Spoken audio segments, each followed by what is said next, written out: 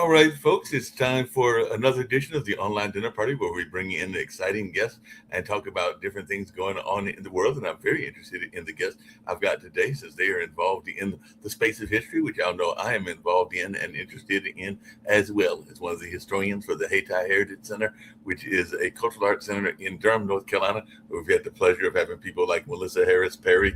And actually, we've got Britt Bennett that'll be coming up very shortly, and of course Taisha Coates will be coming up as well.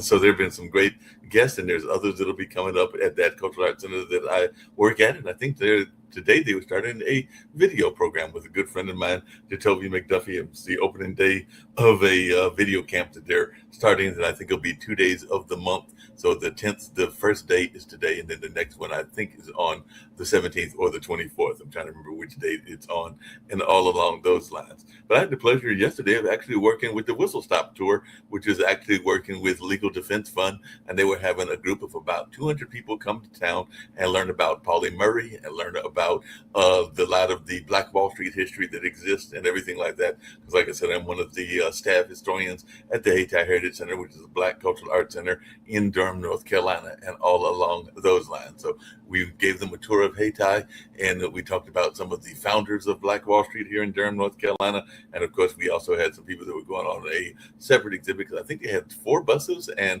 about 5 tours all together and all along those lines. And I know that in talking to one of the people that was organizing it, they were coming from various places, including DC, I believe that Atlanta might have been there, and even some from New York. So I think most of them were from the East Coast, because I don't remember anybody being from the West Coast and all along those lines. But they definitely enjoyed us teaching them about the history of Black Wall Street, Haiti's role and connection to the country of Haiti, and a number of other things that we were talking about, including the secret game between North Carolina Central and Duke that involved the Duke medical professionals and everything like that. And I'm glad to say that Central, which is an HBCU, actually won that game and all along those lines. So we talked about that. And we also talked about a number of other interesting facts that are part of the Whistle Stop Tour that Aya and Telly do on a regular basis. As a matter of fact, we're called conductors, and we're leading the conversation and all along those lines. And the other thing that I can tell you is that a lot of people are paying attention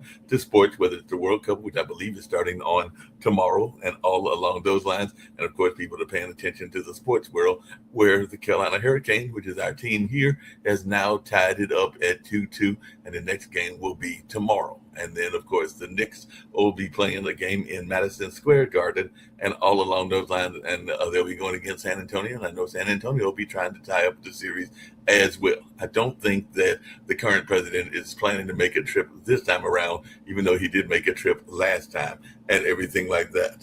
So I'm going to bring in my guest for the day and everything like that, because I'm definitely looking forward to hearing her thoughts around Martyr Day and all along those lines, and learn more about this celebration and what people can do with the celebration and everything like that, because definitely it is something that I know a lot of people will be interested in learning more about and everything like that, because I'm a big fan and have actually participated in some theater productions where they talked about Frederick Douglass and the whole notion of him asking, what does the 4th of July mean to a person of African American or minority descent and everything like that. But I'm going to bring in my guest and going to learn more about what she's got going on. So I'll bring in Gloria Brown Marshall, an award-winning writer, playwright, and social justice attorney. She could have been in that group and everything that I was talking about with the legal fund and everything like that. And who knows, she might even be trying to bring some of her works to the National Black Theater Festival, which I go to regularly. And now I think it's called the International Black Theater Festival in Winston-Salem, and all in that space, because they've definitely had some great works that have even dealt with social justice, whether it's plays that have been about Emmett Till, or whether it's been other plays that have dealt with parts of our history and all along those lines. But when Lisa got in touch with me and told me about this fascinating project that you've got on your radar and everything like that, I was like, I've got to get this woman on my show, because she sounds like she's got some fascinating things going on, and I need to learn more about them, because I see that Martyrs Day is going to fall on July 5th, the day after July 4th, and it's going to align with Frederick Douglass's 1852 speech, which I alluded to earlier. What to the slave is the 4th of July, and you'll be honoring the works of others who gave their lives for the cause. And I'd love to hear more about your thoughts and how you got involved in this project and everything like that. you. Thank you for having me. No, no problem.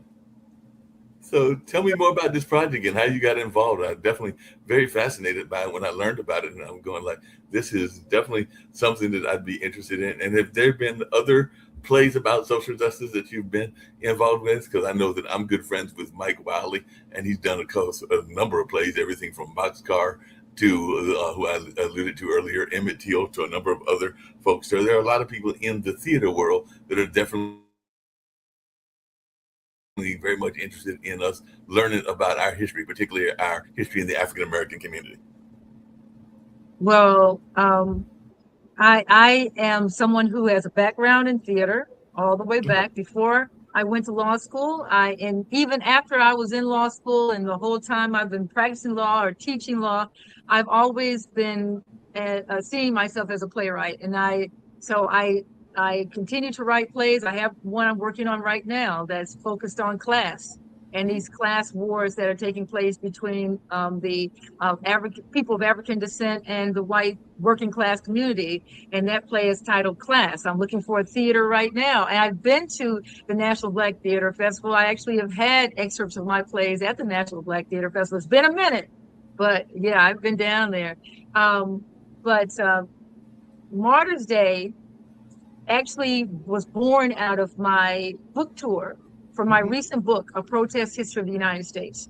So, A Protest History of the United States is a book that covers, or not covers, but it's a journey through 500 years of protests, different protesters, different types of resistance. It starts with indigenous protests and resistance, goes to slave uprisings as protests. I expand the idea of protest to include a lot of different things beyond the protests in the street with the signs. So, A Protest History of the United States was the book that put me on a 15-month, 25 state book tour.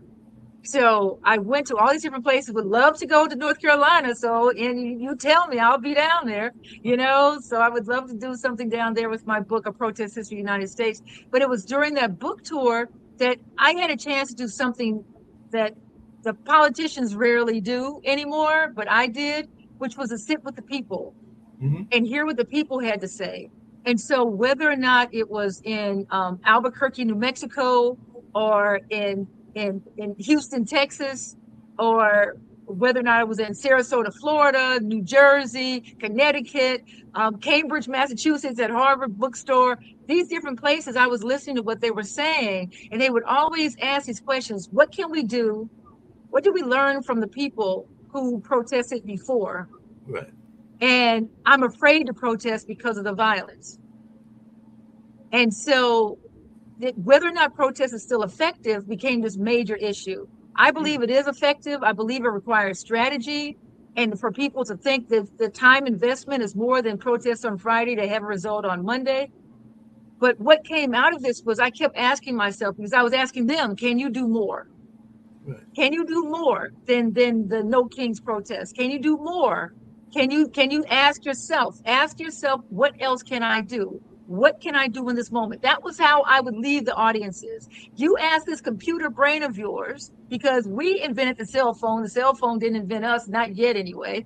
And so I would ask them that. Then I asked myself, what else can I do? And I kept thinking about the people, because there's always been violent pushback against protesters, even though we're in the 250th anniversary and the Declaration of Independence is a protest document. But Right. there's still in this country this idea that some people deserve the right to free speech and protest and other people don't. And so the people who don't sometimes get injured, sometimes get jailed, and unfortunately sometimes lose their lives, like Heather Heyer, who was protesting in Charlottesville, Virginia. Right. When I was in Charlottesville, Virginia, I was like, oh my goodness, what else can I do? I was in Mississippi, in Natchez, speaking as a keynote speaker at their book festival. And I was like, what else can I do? And it was there that I pronounced, we're going to have Martyrs Day.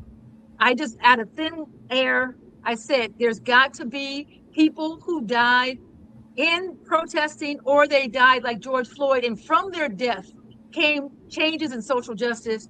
We've got to acknowledge them, because in this country, people are slain, and it's just like another day. People go on like nothing happened.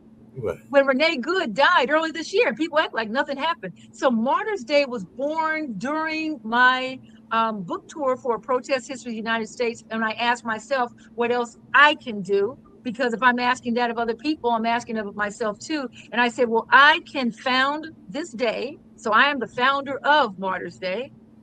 And I can gather other people around who have an interest in this. And I found out there are so many because those people, whether or not it's Emmett Till or Viola Liuzzo or Medgar Evers, people are still wounded by what happened.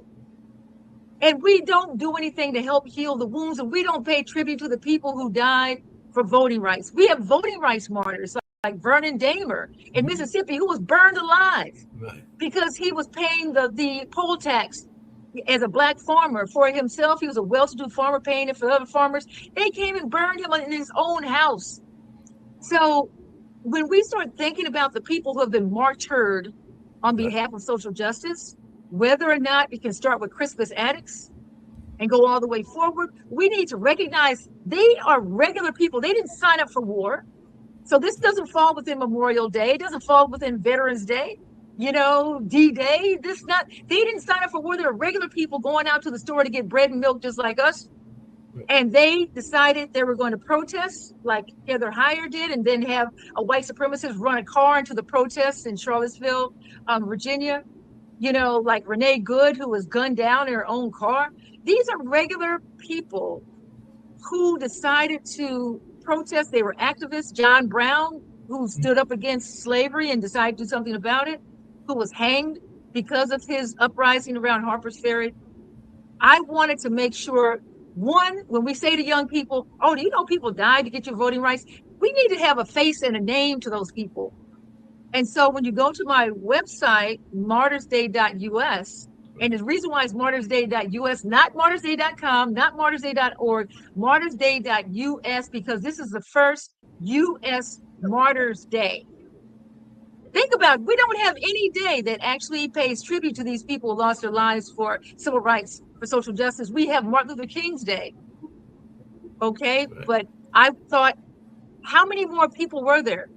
There are hundreds, and I'm afraid there are thousands of people who have lost their lives in this country.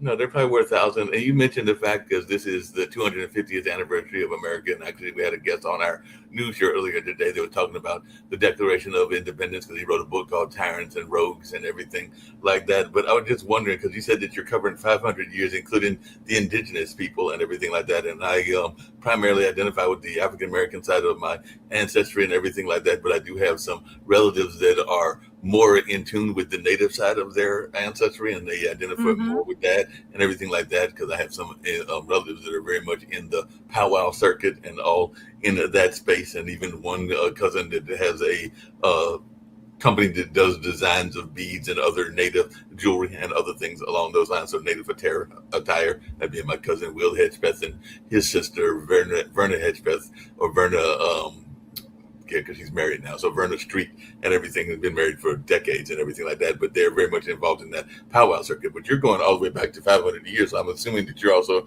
including the martyrs that were here. They were the original people and everything like that, because there were people here before the colonists landed and everything like that. So who are some of these people that you're talking about that are even further back in our history? Well, what we decided to do for Martyrs Day, we decided to have this is our first Martyrs Day. This is the very first one. So we have an inaugural committee and we meet constantly. I was on the phone with members of the committee for about 5 hours earlier today as we put things together for Martyrs Day on July 5th. There are host committees for local Martyr Day event, because that's the vision I have. And I always like to use the phrase from vision to victory. So the vision I had of Martyrs Day, that there would be a national Martyrs Day, but people locally know who your martyrs are. I couldn't know that. And so you know who your local martyrs are. And so people, Philadelphia, for example, just had their city pass a proclamation declaring July 5th as Martyrs Day. And they have 5 people. Octavius Cato is the major name that people might remember. In 1870, the 15th Amendment was passed, giving Black men the right to vote.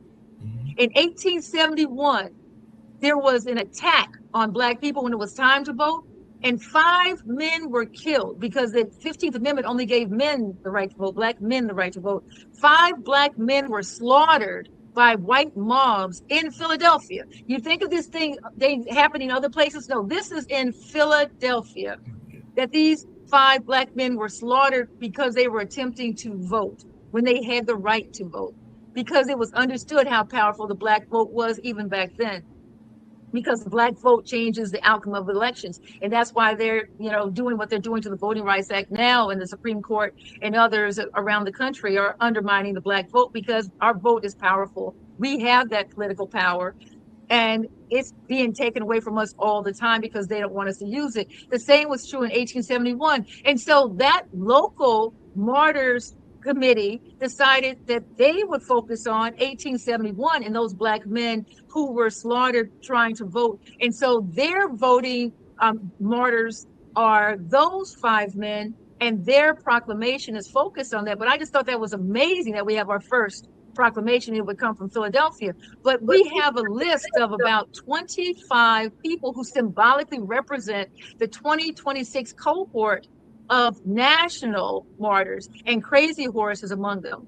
Okay. And when we think about what happened with Crazy Horse, who was indigenous, who was a fierce warrior, who battled to protect his people, protect the land that they were on, and was lured into a fort with being told that he was going to be negotiating peace, and was murdered, basically.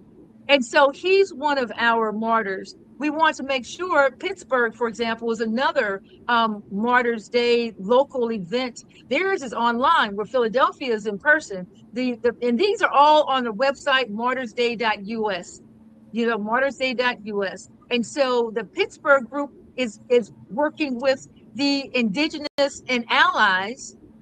So they're working with them. And so their program is going to have a combination of the indigenous and the allies as part of their program, where they're going to be talking about African Americans as well as others. But they begin heavily to recognize the indigenous martyrs, and how the role of the indigenous as I recognize them as the original protesters. Right. And they're also being recognized as some of the original martyrs. And so when we talk about the country, we're not just talking about from 1776 going forward. My book doesn't do that, and Martyrs Day doesn't do that. Yeah, that makes a lot of sense. I know that one of the martyrs that you may be touching on, that's from Durham, North Carolina, and all along those lines, because I know somebody that has definitely done a lot of writing around him and everything like that. So I'm assuming that Booker T. Spicely would be able to be included in that history and all along those lines, because he was definitely involved in some of the protests and was a soldier and all along those lines and everything like that. I think he was in the 50s, if I'm remembering my history correctly, and everything like that. But definitely, I'm thinking that some of these people that we might not have in our known history would be added and everything like that. So I'm not familiar if you're that familiar with the case of Booker T. Spicely, but I know that he would probably be considered a martyr, and there was a big trial that was involving him and everything like that involved here in Durham, North Carolina. Well, what I want people to do, because I've spent 30 years of my life studying, researching protest history of the United States, is my 7th book. And so I like legal history, and I work on these things, but I can't know all these people. And that's why I said we have to look at our local martyrs. People can send information to me at info@martyrsday.us. And if they have people, they say, we want to have these people on a national level.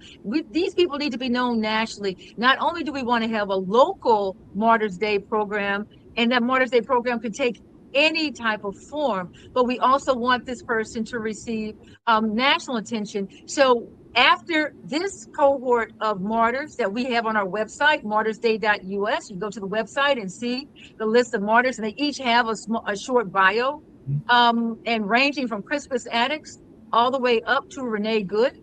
And so it's a very diverse group, but I told you Crazy Horse is included, as well as two laborers who had been gunned down in 1934 on July 5th of all dates, as they were protesting for higher wages in San Francisco. So we have a San Francisco local Martyrs Day that they're going to be doing something locally on July 5th in San Francisco. We have Hyattsville, Maryland.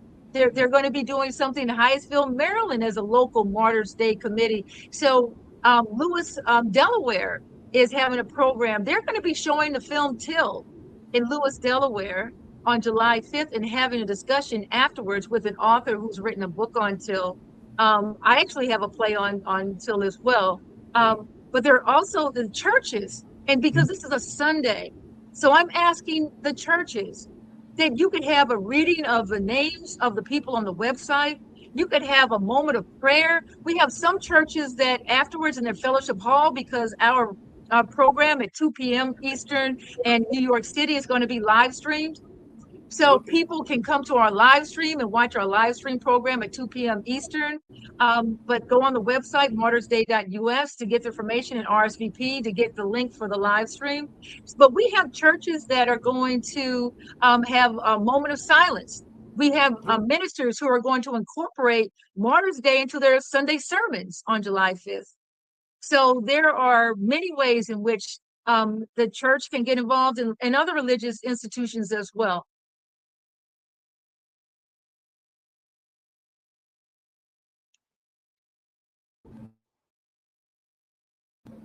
And everything I like that. So am. Go ahead. I'm sorry. Yes, I just wanted to go to our website and state this. While celebrating this nation's 250th anniversary, remember the slain activists in protest of any era in U.S. history, and those slain in America whose untimely deaths led to positive changes in this nation, as well as those who made extraordinary sacrifices for equal justice throughout their lifetime.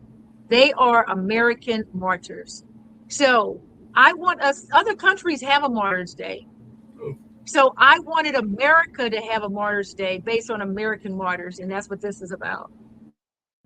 Oh, what are some of the other countries that have a Martyrs Day? And by the way, just to let you know more about Booker Spice Lee, and he would fit in on the day and everything because he was born December 1st, 1909, and died July 8th, 1944. So it was actually 44, and he was a victim of racial violence, and his murder in North Carolina, United States, is considered to be one of a series of outrages that contributed to the rise in activism in the civil rights movement and everything like that. So they say other incidents in this period included Irene Morgan in July 1944 being arrested and jailed in Virginia for refusing to give up her seat on an interstate bus to a white person. So it wasn't just Rosa Parks, it was others as well. But I do know that he had just come back from serving, I believe that would have been World War II and everything like that. And it was definitely a case of a big case where a white gentleman had basically killed him as he was involved in that incident.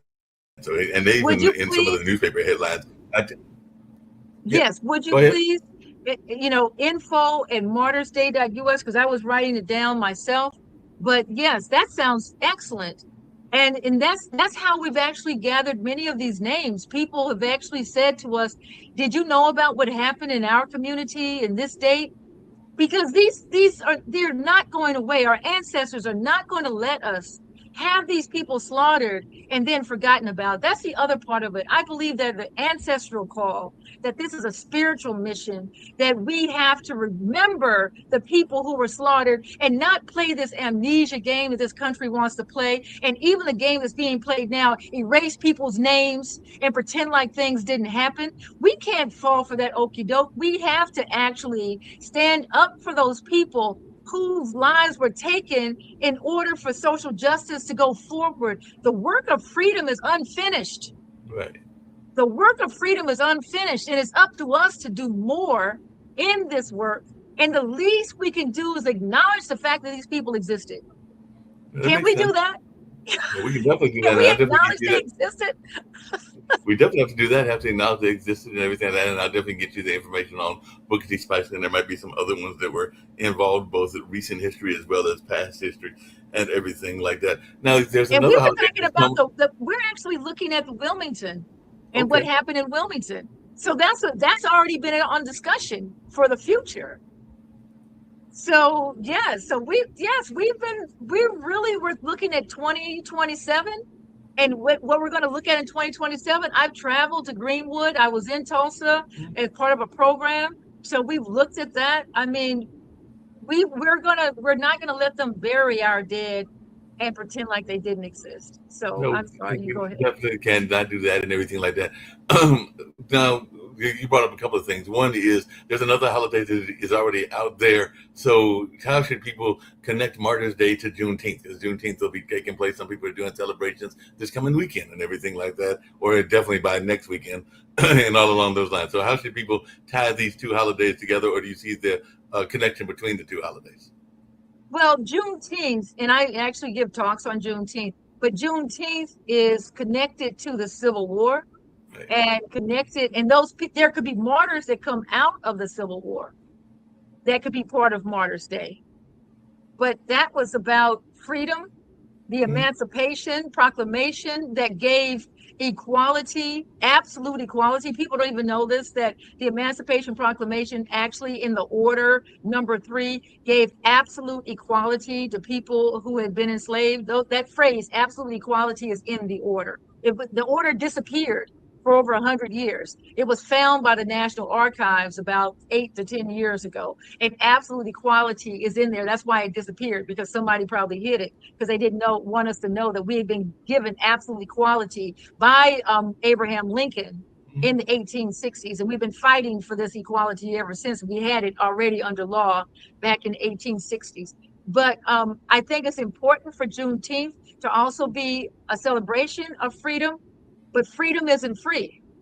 Right. And that's what Martyrs Day is about. A price was paid for this freedom. And so as we celebrate and enjoy our barbecue for the 4th of July, take a time out for the 5th, as Frederick Douglass said, what to the slave is the 4th of July. And in this moment in particular, with so much undermining of African American rights and so much undermining of our democracy, we need to ask ourselves, what to American people who deserve a true democracy is the 4th of July?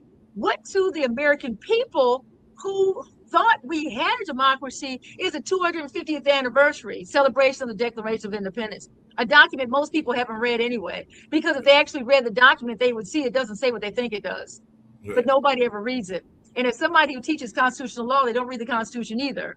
And so people, if they read these founding documents, they would have a better idea that this country was one that has been in conflict between commerce and freedom from the very beginning. Hmm. Commerce and freedom at loggerheads from the very beginning of this nation's history going forward. So when those two things do battle and the people rise up, the commerce-based aspect of this country is willing to do any type of violence to crush those who disagree. And unfortunately, a nation born in protest has undermined protest so often throughout this history to the point of violence and to the point of death. And so, for those people who have been a part of protests, and I've been a part of protests since the 3rd grade, it's not just an academic thing for me. Right. Um, so I've been in protests this year alone. I led protests last year. So I want people to understand they should engage in protests safely as they can, but also understand that this nation, you could not be in a protest, as you just spoke about. You could not be in a protest, and this nation can come for you. Yeah, that makes sense and everything like that. Another major holiday that has been taking place, I think that we're in the middle of it right now and everything like that. So I'm imagining that you're covering various martyrs, not just martyrs in our history, meaning African American history, but also martyrs, say, from the women's movement, because we do know that there were martyrs that were involved, like there in the New York area with some of the protests that actually created some of the gay activism and all along those lines and everything like that. I'm thinking about that village that got stoned in the name, and it's not coming to me right now. And Well, everything. Harvey was well, the Harvey Milk is also one of our martyrs on the website. So on the website, martyrsday.us, Harvey Milk was an openly gay politician, one of the first openly gay politicians in San Francisco, who was gunned down, by Dan White in San Francisco, gunned down. So we have Harvey Milk and Viola Liuzzo, who was in Selma, Alabama, and outside of Montgomery, between Montgomery and Selma, going to the airport when the Ku Klux Klan shot into the car and killed her. and ran the car off the road. We have Reverend Reeb. Reverend Reeb, R-E-E-B, was a minister who came down from Cambridge. Remember, there were 3 marches over the Edmund Pettus Bridge. He was there for that second march. He was caught and beaten to death by Klansmen, white supremacists in Selma, Alabama, as they were waiting to go across the bridge. And so these are people, and he's a white gentleman. Viola Liuzzo is a white female. So those laborers I talked to you about from San Francisco, the 2 who were gunned down, those were white. But Jimmy Lee Jackson, the African American who was shot by, you know, police, law enforcement, will say, in Selma, is the reason why there was a march across the Edmund Pettus Bridge in the first place. He was leading a peaceful protest, and he was chased and gunned down by law enforcement. And so that was the reason why they called Martin Luther King, they called others to the Edmund Pettus Bridge to march, was because of the killing of Jimmy Lee Jackson. That's a name people really don't know. They know John Lewis, but they don't know Jimmy Lee Jackson. And so we want to bring these names and many others to the forefront. I'm imagining you're going to bring some of the more modern martyrs into the conversation as well, because I had the pleasure of hearing some of the people that had been killed in that horrific shooting in South Carolina that was at the church and all along those lines. So I imagine those people will be involved as well, because I know that some of the survivors actually came and spoke. This was probably before the pandemic and everything like that. So I'm thinking 2019 or 2018, but it was after that particular horrible shooting that they came and spoke, and I got a chance to hear some of those. So I'm imagining that they would be included in the list of martyrs as well. Yep. And now you see how many people are involved. I look at this as something that goes well beyond my lifetime, Right. that it would be taken up by other people as well, that this is the inaugural Martyrs Day. I say to people, you might not have been there when Kwanzaa started, even though Juneteenth became a federal holiday, but Juneteenth was in play in the 1800s. So we weren't there for the beginning of Juneteenth. You can be there for the beginning of Martyrs Day, because as many people who have been killed in this country for protesting, killed in this country for voting, we just have so many, as you pointed out, white racism. That one of the martyrs, Lieutenant Richard Collins, a college student at Bowie State, an HBCU, Right. was on the campus of University of Maryland when he was stabbed to death by a white man. And it was found out later that this white young man had all of this racist material, anti-Semitic material on his website, on his phone, and everything. And so from the death of Richard Collins, who was a lieutenant, he was in the ROTC, he had just been commissioned and was going into the military when he was stabbed to death on the street, minding his own business, because a white male walked by and told him to step aside, and he didn't, so he was stabbed in the chest and died. That was in 2017. That wasn't in 1917. That wasn't in 1967. That was in 2017. He was a college student with everything ahead of him. And so from his death, they made changes at the University of Maryland. At University of Maryland, at Bowie State, but also at the state of Maryland passed legislation around hate crimes, because it's so difficult to prove a hate crime. You have to prove what's in somebody's head when they commit the crime. So when they found all this racist material on this person's laptop and phone, etc., they tried to prove it was a hate crime, but they couldn't connect, based on the law, that material with what he did. And so after Lieutenant Collins' death, there was social justice movement forward to make sure that the connection between these types of actions can be more clearly seen, as opposed to using did they intend to do this because they had racial animus when they actually committed the act. That's very difficult to prove what was in somebody's head when they committed the act, if that person not to confess to it or make a statement when they're doing it. I'm doing this because I hate Black people. If they don't do these things, then it's very difficult to prove. So that legislation that came out of Maryland is now being seen in other states as well, as ways to reinforce hate crime laws to protect people and actually get justice for those people who are killed that are hate crimes, but it's difficult to prove as a hate crime. So we have, of course, that came out of George Floyd's murder, was the Emmett Till Right. Anti-Lynching Act, but people have failed to apply it. So they had, like, remember the mass shootings they had up in Buffalo, New York? Mhm. I made the argument there that that should have been under the Emmett Till anti-lynching law, but no one did it. So what's the use of having this law after fighting for 100 and so years to have an anti-lynching law and finally get one and not use it? When we're being lynched in ways that not people want the traditional tree and rope lynching, and that's probably happening all around as well, from what I've been reading. But in order to use this legislation, we're going to have to think out of the box, because people aren't going to follow all these certain regimens in order for the law to be applied. We need to think of what lynching means.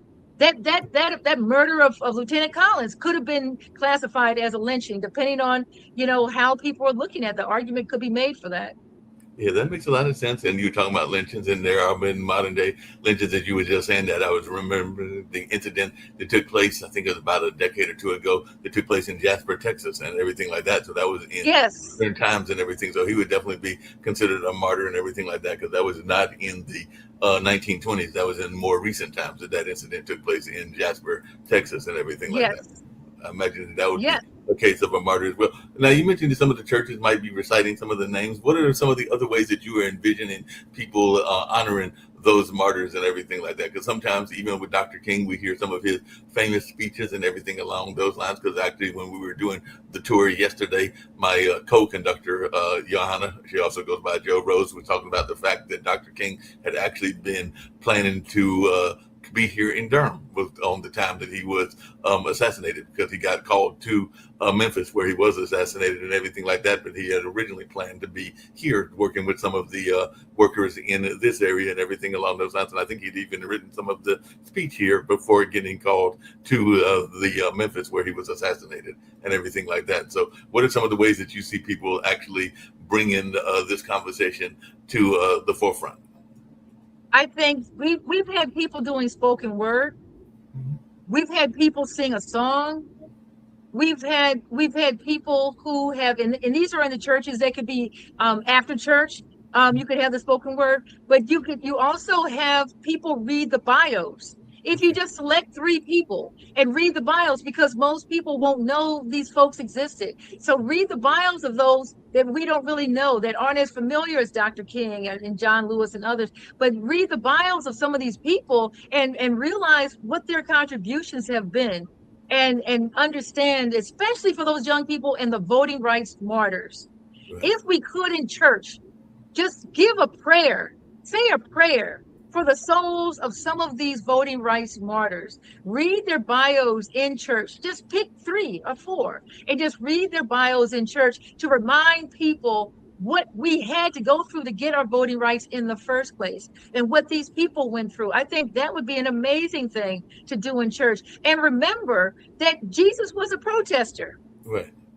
And you think about it, Jesus was an activist. Mhm. So when you start thinking about what happened to him, you was like, so you see, he was a martyr. But you start also realizing that, the standing up and having a voice, we could do it, and most of us do it. Millions of people have gone out to protest. And this year alone, millions of people have already gone out to protest in this year alone. And yet there are still incidents like Renee Good that happened this year in Minneapolis. Right. So protests overall, you try to be safe. You try to not be outside when it's dark. As soon as I tell people this all the time, you make sure that people know you go to the protest, who is leading your group. Leave your telephone number with people so they can get in touch with you. Have a telephone number on you that you can call somebody else, because nobody remembers telephone numbers anymore. And also the ACLU has a listing of things on their website for protesters to know. That's a really good list. But there's going to be in this country some aspects of violence, because that's what this country does, and that's what this country has always done. And so we have to be extra safe and make sure that when something does happen, we don't just forget it happened. We don't forget it. And that's something this country likes to do. It likes to forget quickly and move on. And the program that we're giving at Riverside Church on Sunday July 5th at 2 o'clock. The title is Martyrs, Memory, and Recommitment. Oh, wow. So the other thing the churches can do, yes, recommit to social justice. Recommit. Think to yourself, what can I do in this moment? Yeah. My sphere of influence. What can I do? I'm a member of Alpha Kappa Alpha Sorority, for example. I'm a member of the National Bar Association, the Black Bar Association. You know, what can lawyers do in this moment? What can AKAs, what can any of the Divine Nine do in this moment? What can we do? And once you start asking that question, especially of the churches, how can you help people recommit? Yeah, that makes a lot of sense. And sometimes I think that we oftentimes think about the more violent martyrs and everything like that. But I'm also thinking that probably some of the martyrs are also people that were martyred in other ways and everything like that, whether it was health issues or other ways that people can be killed without necessarily being killed the more traditional bullet and the traditional murders that we think about. So I was just wondering, when you think of martyrs, are we just strictly talking about people that have been murdered in the traditional ways, or are we thinking of martyrs in other ways as well? Because there have been a number of people that probably could be put as martyrs that were killed. I mean, I might be thinking about some of the diseases that happened with our native populations and everything like that, that they probably could be considered to be martyred because of some of the diseases that were introduced in those communities and everything like that. So I'm just thinking, when we're thinking about martyrs, are we also thinking about the ways that people are not traditionally martyred, for lack of a better term? Well, we also have in our definition those who made extraordinary sacrifices for equal justice throughout their lifetimes. Mm-hmm. So, for example, Fannie Lou Hamer. Right. And in my book, A Protest History of the United States, I actually interviewed someone who was in the Student Nonviolent Coalition Committee, coordinating committee, and he was the one who bailed Fannie Lou Hamer out of jail in Mississippi when she had been beaten in jail that time. He was a student. He had gone to Morehouse. He had taken time off to work in SNCC, and he was the one who was responsible for bailing Fannie Lou Hamer out of jail in Mississippi after she had been held there and beaten there. And I think about the fact that many people have said that she had her life shortened because of that beating, that because of all the time she spent protesting in the rain and the heat, that her life was shortened. But in particular, because of that beating that she took, it was so horrendous, she was never the same. That she had a limp afterwards, and she was never the same because of that. So you can look at that and just look at how those people have been affected by, and she, of course, was a voting rights, icon. We should all know Fannie Lou Hamer in Sunflower County, Mississippi. We should understand that, what she was able to do was so amazing, but we've got to keep lifting these names up. And what this does is also empower us, right? Because we need that recommitment, and we need to be empowered. We need to keep fighting forward, because the people who got us where we are today, we can't be freedom freeloaders and think we're just supposed to freeload off of what people did to get us here, and just like get everything we can and suck it up like gravy and not put anything back in for the future generations, because the generations that never knew our names got us where we are now. We've got to give for generations we'll never know. Are we selfless enough, as the ancestors were? They fought for people for the future, for things they would never see for themselves. And I wonder if we have that kind of integrity. I wonder if we have that kind of courage. Do we have that kind of selflessness, that kind of character, that we can actually invest in future generations we might not ever see, for things that they will have that we won't share? Or they say, can we plant the seeds for a tree, the shade for which we will not feel? Yeah. Can we do that? Are we able? Are we the generation to do that? Or are we a bunch of freedom freeloaders who want to keep, just lapping it up from what's been given to us and not put anything back? And I mean, put it back in full measure, not tiptoeing around the edges, thinking, well, I'll put in a little bit and take out 20, it's like I'll put in one and take out 20, so. And I love that quote, I just want us to make sure that we know that. Yeah, that's a great quote, freedom freeloaders. And there's a lot of people that are in that space and everything like that. And I have to get in touch, because that's the place that we were doing the tour yesterday was the Pauli Murray Center. And of course, people know the legacy of Yes. Pauli Murray and all along those lines, even though I don't know because she lived her full life and everything like that, that she would be considered a martyr. But she did have to do a lot of sacrifice in her own ways, even though she lived what many people would consider a full life and everything like that. But maybe even in what she had to, or do in terms of like being free to express who she really was and everything like that. That might be a form of martyrdom as well, because I know that some people say that she didn't really come out in that sense and everything till much later in history and everything like that. So definitely that might be a form of martyrdom if you believe in some of the stories about what her background was and all along those lines. So I guess martyrdom can also be when we are suppressing who we are and everything like that. Well, I wrote a book, She Took Justice, The Black Woman, Law, and Power. And Right. Pauli Murray is definitely in that book, and the case that she worked on in Alabama, because in Alabama, there was a time period in which women could not serve on juries. Right. And so Pauli Murray was one of the attorneys who worked on the case that actually went to the appellate court. And she won that case. It did not go to the U.S. Supreme Court because they decided to settle at that point and allow women to be on juries. But Pauli Murray is definitely in my book, She Took Justice, The Black Woman, Law, and Power.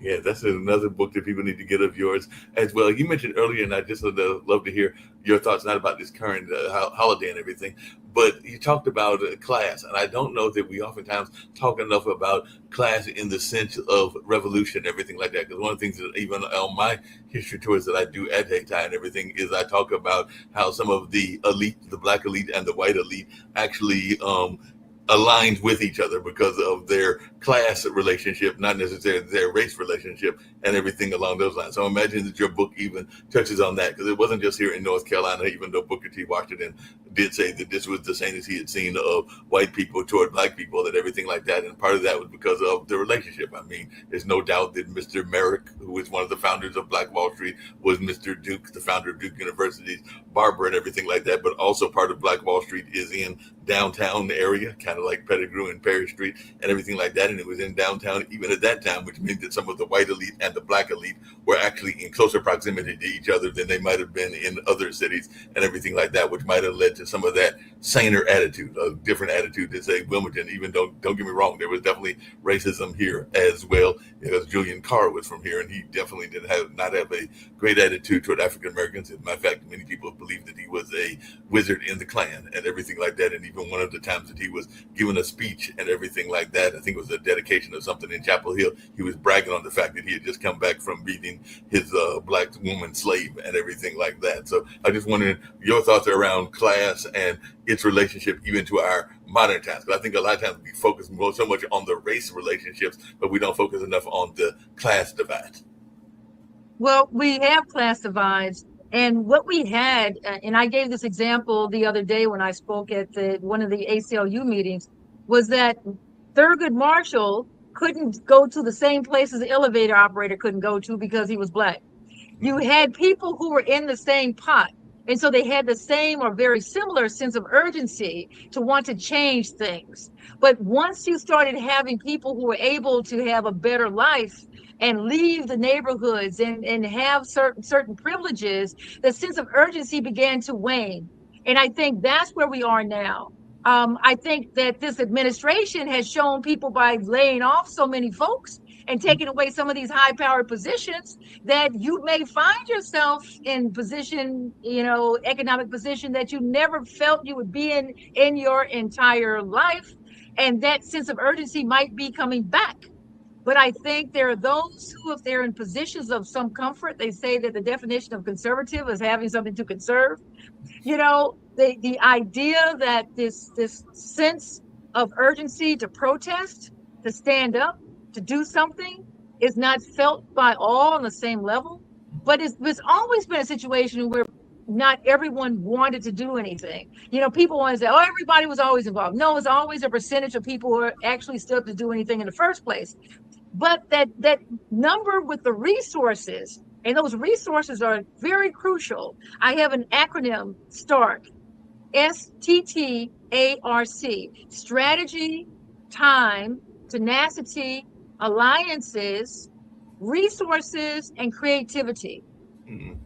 Those resources were resources during the civil rights movement that came from a lot of people. Aretha Franklin was writing checks. Right. So these artists and other people, Harry Belafonte was writing checks. He was doing fundraisers. What are our artists doing now as far as funding things? What are our athletes doing now as far as funding things for us to go forward? Where are we with the people who can write the checks in our relationship with them, that they are actually helping to have something happen as far as protest goes and a pushback against this administration's anti-DEI, diversity, equity, and inclusion tactics? Because they are just a thinly veiled racism policy that we are living under, and yet I don't see any lawsuits being brought. I don't see people fighting it. I don't see, when I see the No Kings protest, I don't see anti-DEI protests. I have a protest sign that I carry that says that we will not be blamed or erased. Right. That's the sign I carry when I protest. So where are the anti-pro-Black signs that we should have out there if we're going to be protesting? No, So, and who's there for our resources to help us in this time period? Because protests cost money. In order to have the Montgomery bus boycott, we had to have people who helped those who didn't have as much. right. You know, when they had the tent cities in Alabama, someone gave their land for people who were evicted to put up the tents. For the 1963 March on Washington, those buses cost money. I know for a fact that somebody who's rented buses to go to a protest, buses cost money. Buses don't go there for free. Right. That means that you have to get people to help you do these things. Where are the resources? That's the class issue. So there are people who might think, oh, I'm not the kind of person who wants to carry a sign on the street. Write a check. Write a check. Give your influence in other ways, but you can still participate. You don't have to be out there with a sign. Do like Aretha Franklin did and write a check. No, and speaking of that, because I know that even during the incidences like with George Floyd and some of the other incidences that took place, there were a few athletes that did make statements and everything like that. I think LeBron James made a statement, and all along those lines. I actually went to my university. I was a very good activist friend of mine. That's how I got there and everything like that, because Howard Fuller helped create the Malcolm X University here in Durham when we had that. And of course, he's been very much involved in charter schools and everything like that. But while I was there, Doc Rivers was one of our star athletes, because I was there in the 80s, and I have heard Doc Rivers, even though he's not the coach of the Bucks anymore, speak about out on issues. So he has used his bully pulpit, whether that was as a sports commentator or as a coach, to come out and make statements and everything like that. So I was actually proud of him as a fellow alumni a couple of times when he did that and everything like that, because he's one of those few that would come out and make statements about some of the things that he went through in his own life, having grown up in suburban Chicago, I think Maywood area and everything like that, but also having recognized some of the places that other of his athletes went to that might have been considered quote unquote more ghetto. So he has stepped out and made a couple of comments, and sometimes that's got him in trouble, because sometimes if you step out and you make a voice, it can get you in trouble. Oh my goodness, yes. It can get you in trouble. And what did they say? What did John Lewis say? Good trouble, necessary trouble. Yeah. Because you can't just want a softer pillow in the prison and better hours on the plantation. You've got to be able to see that the systems that are created, that are there for certain people, we have been able to navigate those systems up to a certain point.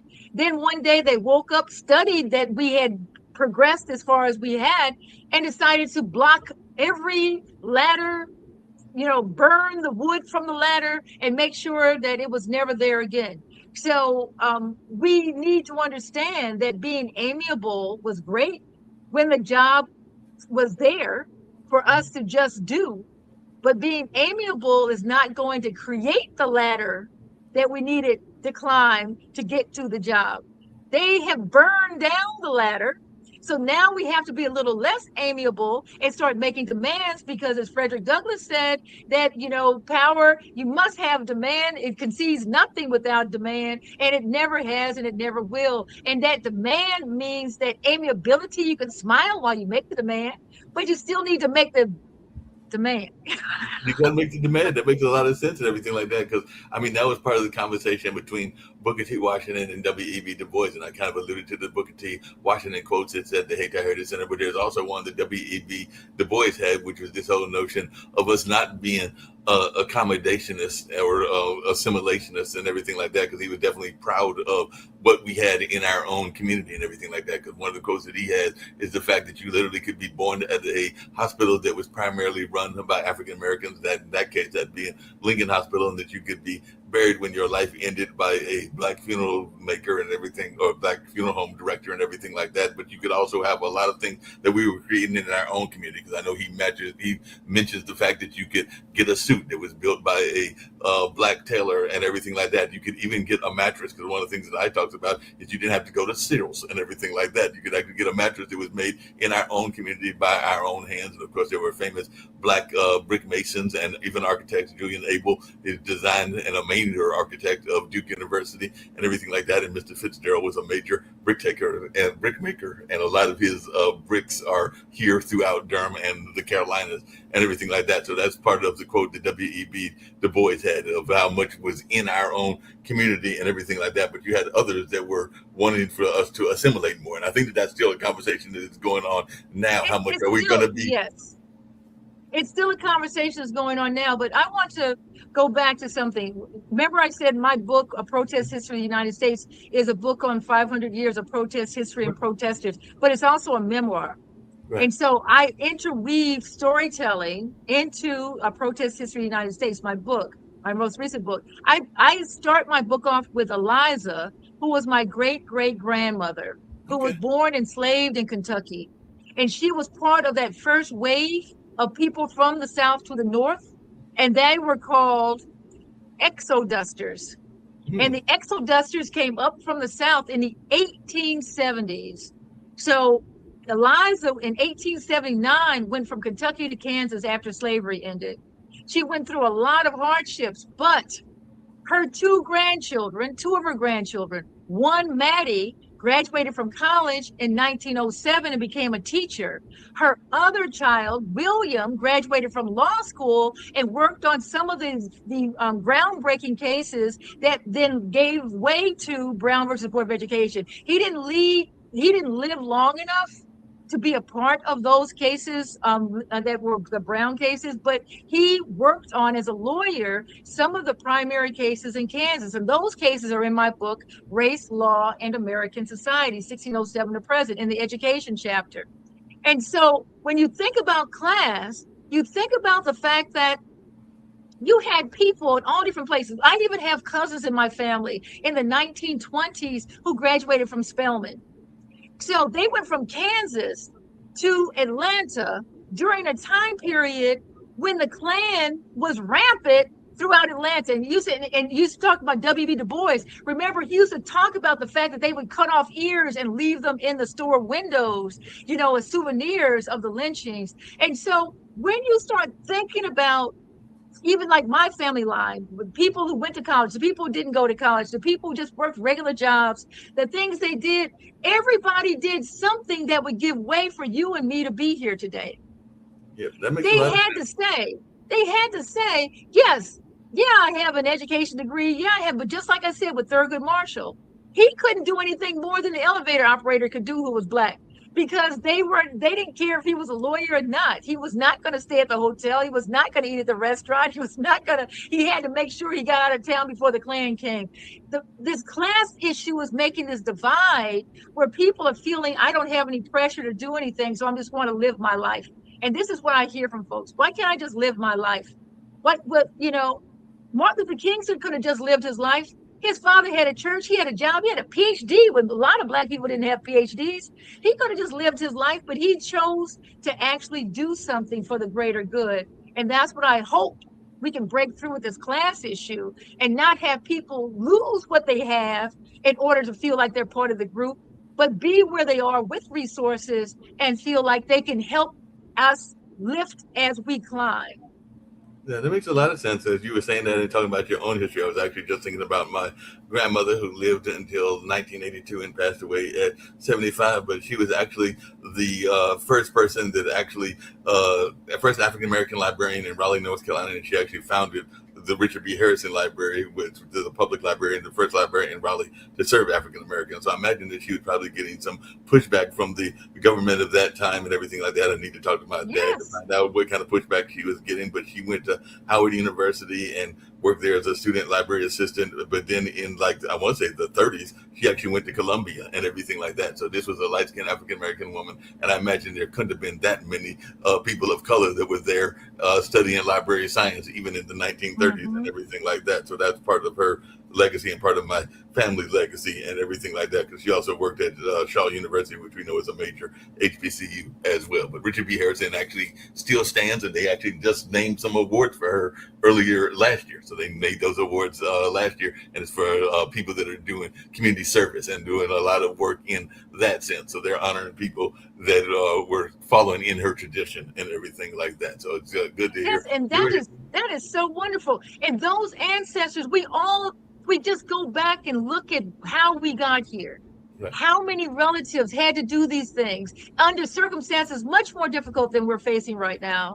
And if we can do that, that could give us the power, the empowerment, the spirit to say, I can do some more. What else can I do? And as I said, that's how Martyrs Day came to be. I asked myself, what else I can do? What more can I do? And so that's why I founded Martyrs Day, July 5th of this year is the first inaugural Martyrs Day program at Riverside Church. Go to martyrsday.us, and it's on live stream, so you can watch it happen. We've got singers, we've got drummers, we've got people from all different walks of life talking about different martyrs and experts who are discussing martyrs. It's going to be an in-person program that's also live streamed from Riverside Church, famous church where Nelson Mandela spoke, where Martin Luther King spoke, where so many people spoke. This is a very old church, huge church in Manhattan. I'm familiar with So Riverside, I just hope like people will go to martyrsday.us. yeah, I'm familiar with Riverside, just like I'm familiar with Abyssinian and a couple of other famous churches that Yes, are there. I'm speaking at Abyssinia later this month. I'm going to be speaking at Abyssinia. Because that's definitely one of those rich churches and everything like that. I know that they just recently honored the Muslim community here in Durham because they just put up a plaque for one of the first mosques that was here and everything like that. And I know Riverside is definitely a Christian church, but how can the other communities, whether it's the Muslim community or the Hindu community or other communities, honor their martyrs that are of their faith as well and everything like that? Because I know many people will think, of course, of Malcolm X, but there were a number of other martyrs that existed in the different other faiths as well. So what are some of the ways that you're reaching out to some of the other communities and other faith communities that aren't necessarily just the Christian community that they can celebrate this holiday as well? Well, I'm glad you mentioned Malcolm X because he is in the group of martyrs that we have on our website on martyrsday.us. But we sent letters out. We decided we're gonna send letters out to the synagogues. We're gonna send letters out to the temples. We've sent letters out probably to about 200 different religious entities across the tri-state area to let them know that Martyrs Day existed, to have them, like invite them to Riverside, invite them to see our program live streamed. I mean, we're also so excited that people wherever they are can think about whether or not you've been here. My family dates back, probably yours too, to the late 1700s. As I said, great great grandmother Eliza was born in 1820s. So when we start thinking about all that led up to this time period, we have a wealth of history just between our two bloodlines. Right. Whether or not you've been here 5 years or 15 years or 50 years, this is history. This is the American history, unfortunately, that many people in this administration don't want you to know. Right. There is history all around us. So people who attend, whether or not they attend in person or live stream, let's share our history because we're all in this together. And we need to share our history because divide and conquer is real and it works. And the only thing that defeats divide and conquer is what? Unity. Right. Unity is the only thing that defeats divide and conquer. It has in the past, it will in the future, but we've got to be unified in order to use it. And that means we have to come together and not see each other as so much competition that we can't work together, because there's too much this competitiveness between male, female, between different groups, and suspicions about this, that, and the other. We're just going to get picked off one by one unless we learn how to be more unified and work together. No, that makes a lot of sense and everything. And you mentioned that this is going to have a lot of rich history and everything like that, and a lot of good performances. You mentioned spoken word, and actually, right now, our slam team is actually in Orlando because they're competing at Southern Fried and everything like that. And I do know that a lot of our poets talk about social justice in their poems, whether that's around women's rights or whether that's around different things that they have gone through. Because a lot of spoken word is about the personal history and everything like that, but it's also very much about social justice, and social justice can be around women's rights, gender rights, and a number of race rights, and all along those lines and everything. But it sounds like you're going to have a very rich program, because you even mentioned Drummond and Baba Chuck Davis, who is originally from Raleigh, but spent a lot of time in New York until he passed about 8 or 9 years ago, and everything like that. He was very much involved in bringing African drumming to this community and everything like that. So it sounds like it's going to be a very rich history of entertainment, but entertainment with purpose. So I just wanted your thoughts around the way that entertainment has influenced us, even in the way that we do our protests and everything, because you did mention your book and everything like that. And I know Leontine Price was very much involved in the civil rights struggle, and others have been involved in the civil rights struggle, including Harry Belafonte. And people forget that Sam Cooke actually wrote A Change Is Going to Come when he ran across some students here at North Carolina Central University that were part of one of the original sit-ins and everything like that. That's actually where he got his inspiration for that particular song, because they were telling him what they were doing in their protest in probably the 50s or the 60s, and that's when he wrote the song A Change Is Going to Come and everything like that. So how is your thoughts, just as one that has written a book about protest, has entertainment been to the protest mindset? I'm so glad you mentioned that, because in my book, A Protest History of the United States, I put in the fact that art is a part of protest and has been a part of protest, whether or not that art is dance or music. Nina Simone is, with all the amazing songs, those were protest songs, whether or not it's about Mississippi or, all of these different songs that she's written and sung. We also, of course, have, the paintings that we could have. Sculpture can be part of protest, poetry part of protest. Strange Fruit is a protest song against lynching. So that's also in my Protest History of the United States book. I look at different ways in which song, music, and different art forms have been used in protest. It's so important when you think of the Alvin Ailey dancers and what they did and how they used the fact that you exist and go forward with your dreams is a protest against people who would crush your dreams. For those who say you cannot, no matter what your age is, if that dream is still on your heart, don't let it die there. Push forward. That push forward is protest against people who will put you in a box and say, no, you can't. That's what protest is all about. We see it more when it comes to the labor movements, and labor is a chapter in my book. The climate change is a chapter in my book. The women's movement is a chapter in my book. And people understand it when it's anti-war and it's a war and people are protesting the war, protesting against this administration. But the personal protest is where we gain the empowerment to do the larger ones.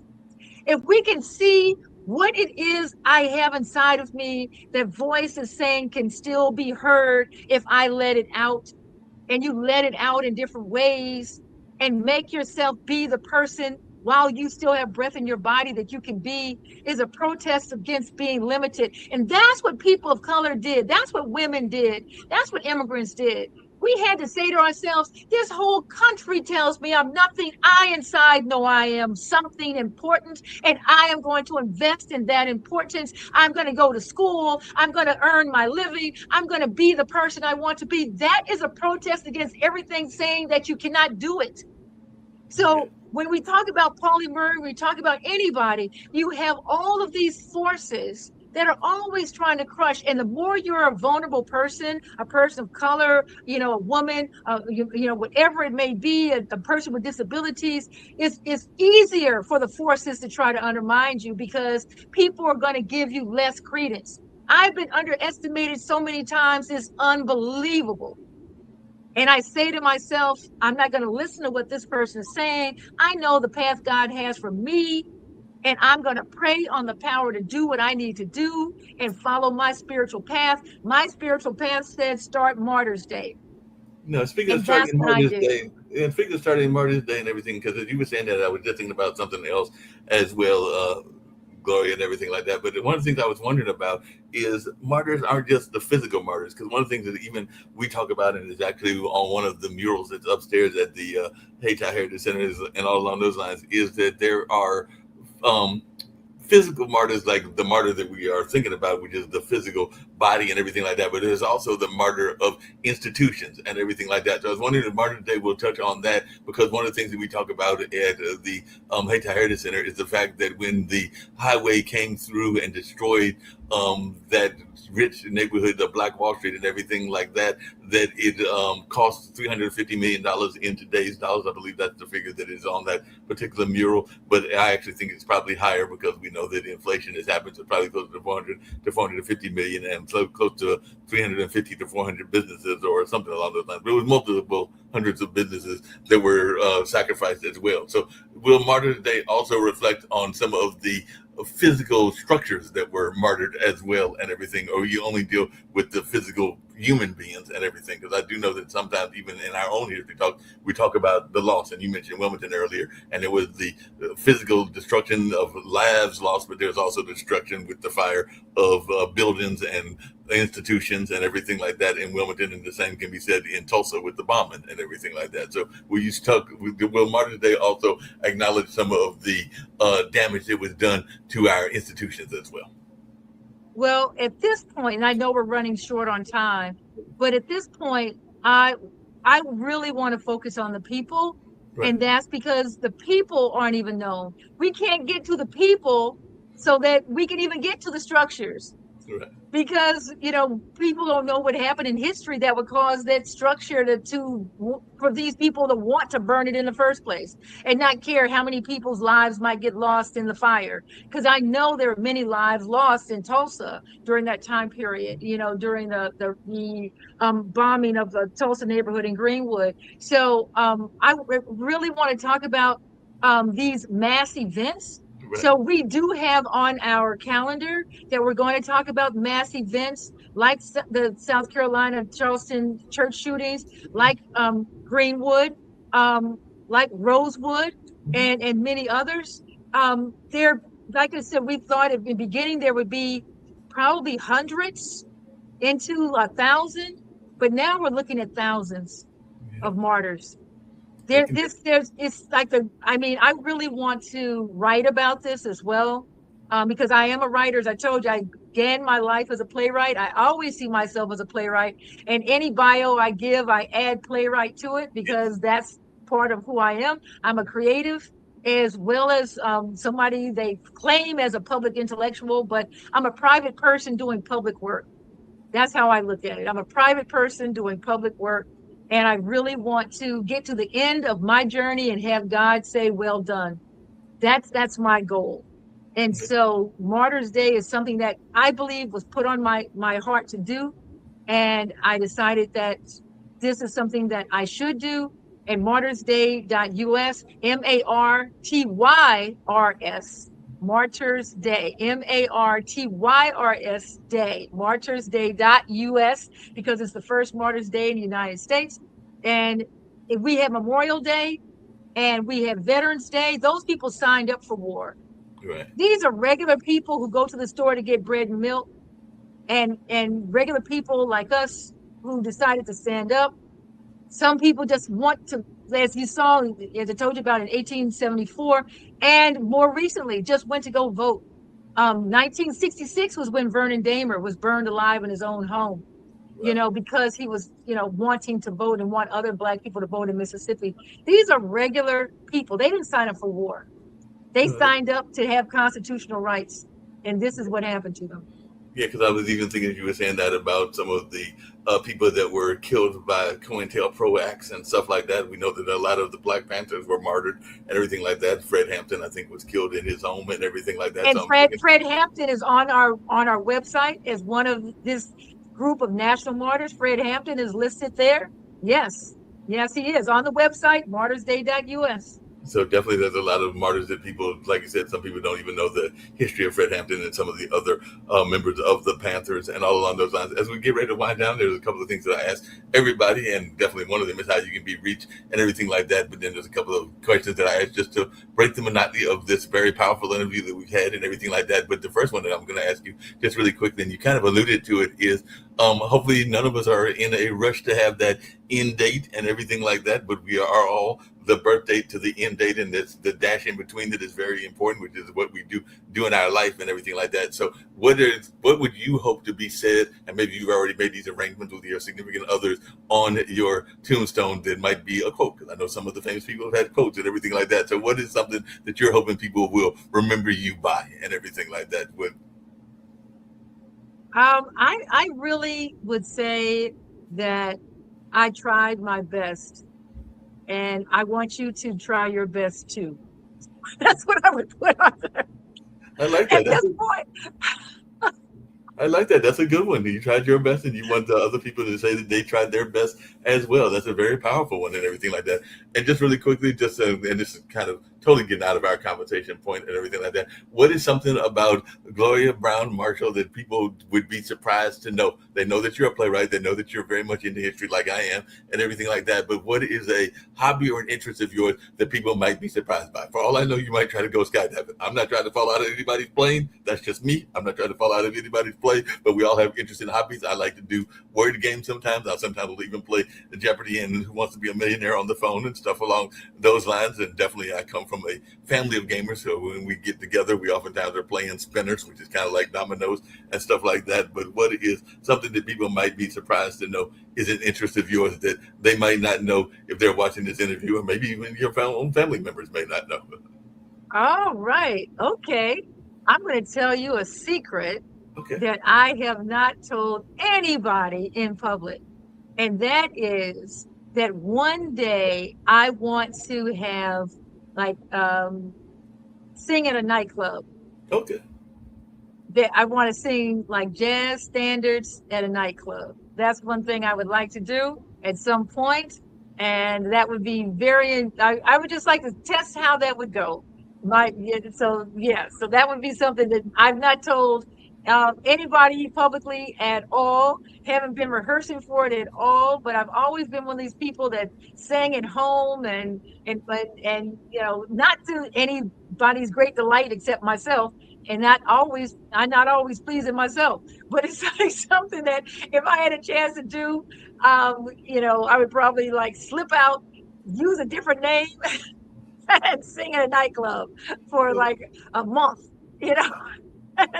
Well, we have a great nightclub here that my friend Brett Chambers has got one of the longest running open mics at. As a matter of fact, it'll be taking place later on this evening. It's been a minute since I've gone, so I doubt I'll go this evening, but I do need to get there very soon because I think it's been going on for about 30 years or something along those lines. It's not always the same club because it started at a club called Talk of the Town. I think that was the first location, but he's also at Yancey's, and now he's at the Blue Note Grill where he's been for a number of years. So he's been at about 5 or 6 different venues, but it has been going on, and some major acts that have gone on to fame and fortune have actually appeared there, whether they were at North Carolina Central University already studying music or whether they were developing it as a hobby or whatever. But yeah, he's been doing that for a while. So if you ever come to Durham, you might have to come on a Wednesday and go to that open mic and test your singing abilities and everything like that. Because he's got a young lady that is his significant other now, and I think she's actually going to be performing, I want to say at Buddy Guy's in the near future, because I know she's already been to Buddy Guy in Chicago, and I think she's going to be doing some other engagements and everything like that. So, and she's worked at some of our local festivals and everything along those lines. So there's possibility if you come visit North Carolina, there are venues that are open to people coming in that are not necessarily professional singers and everything like that. So there might be an opportunity for you to do that and everything. And now, remember, I said later in life. I got you. Well, he's been doing it for 30 years, so it could still be going on another 20 or 30 years. I'm a pencil that in for later in life. All right. You can pencil that in for this is 2026. You can pencil that in for 2036. So Okay, you that pencil that in sounds for good. 2036. So later in life, that would be 2036 because I've got some things that I would like to do, including doing more travel because I've not done nearly enough travel. I've traveled a little bit in the United States, but I've only been out of country twice. Once when I was a youngster and was born here in Durham, but then dad was in the Air Force, and mom took me as I think 3 or 4 months old. So from about 4 months old to about 2.5, I was living in Turkey, and then a friend of mine went on a cruise right before the pandemic. So I went to Grand Turks, the U.S. Virgin Islands, and Puerto Rico. Which I know two of those are technically U.S. territories, U.S. Virgin Islands and Puerto Rico, but Grand Turks I think is a separate country and everything like that. But those are the only two times that I've been out of the country. So I know that for me, one of my wishes, and I'll turn 64 in 3 weeks, is to actually do more travel. But that means getting a passport. That also means getting money because travel is not cheap and everything like that. So I might be like you. It might be 10 years from now before I'm actually able to accomplish it and everything like that. So it might be when I'm 74, 75. But I mean, dad is getting ready to celebrate his birthday in 10 days. No, he has 10 days, and he'll be turning 86, and mom will be just turned 84. So hopefully it'll be before I get to that age range, maybe in my late 60s or early 70s.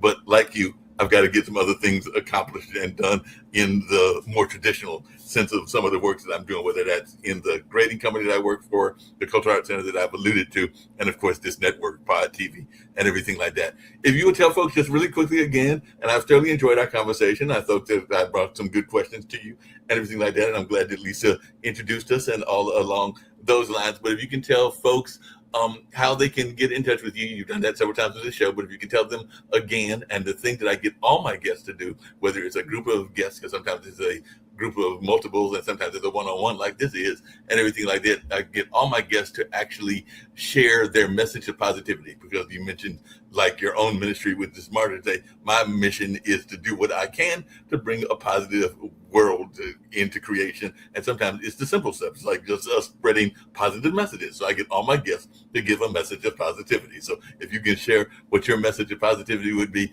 and also how you can be reached and how folks can get in touch with you. Well, I can be reached at info@martyrsday.us. Info, INFO, at martyrsday, MARTYRS day.us. MARTYRS day, DAY.US, martyrsday.us. I can be reached there. And my positivity would be, our ancestors are watching. Let's make them proud. I like that. That's a very positive message and everything like that, because they are definitely watching and they are keeping track of what we are saying and what we are doing. So we do need to find ways to make them proud and everything along those lines. As we get ready to get out of here, the other thing is, I know you're an educator. You're a college educator, as well as other types of education. And of course, you are an activist, because you mentioned that you organize protests and everything along those lines. But a friend of mine from Oklahoma has started an award ceremony for the people that are not just the teachers, but also the support staff. And I think this has been going on for about 7 or 8 years. We can find out when the commercial plays, in about a 55-second commercial that I'll use to get us out of here. But just really quickly, to share with your thoughts about the importance of education, the importance of educators, but also the importance of those behind the scenes and everything like that. Because my mom was a guidance counselor. My grandmother, not the grandmother there with the librarian, but the other grandmother, which is mom's mom, was a cafeteria worker. So I think that sometimes we forget the people that are behind the scenes that are also important, whether that's the guidance counselor, the cafeteria worker, the janitor, or even in some cases the secretary, because a lot of times those are the people that actually know the secrets to what's going on in our school system and everything like that. So if you can just share with us, and then I'll play the commercial and get us all out of here, the importance of education to you, both as an educator and maybe some of the important educators that you remember, and maybe even some of the important behind the scenes people. Well, in my book, A Protest History of the United States, I talk about libraries and how libraries that would be a place where the air conditioning was in the summertime.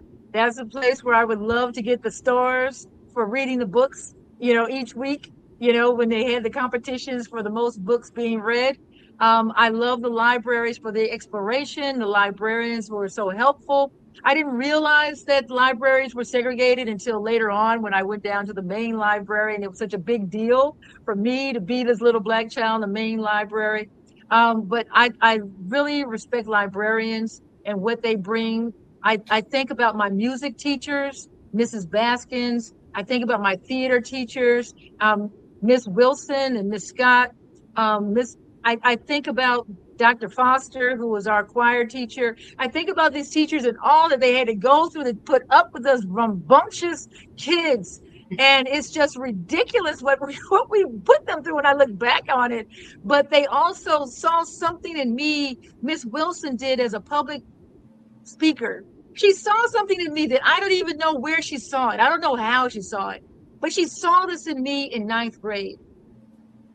I remember Mrs. Sullivan when I was like in the fourth grade, because I'm a tall person. And I remember I've been tall for my whole life. I was either the first or the second tallest person in the class, girl or boy.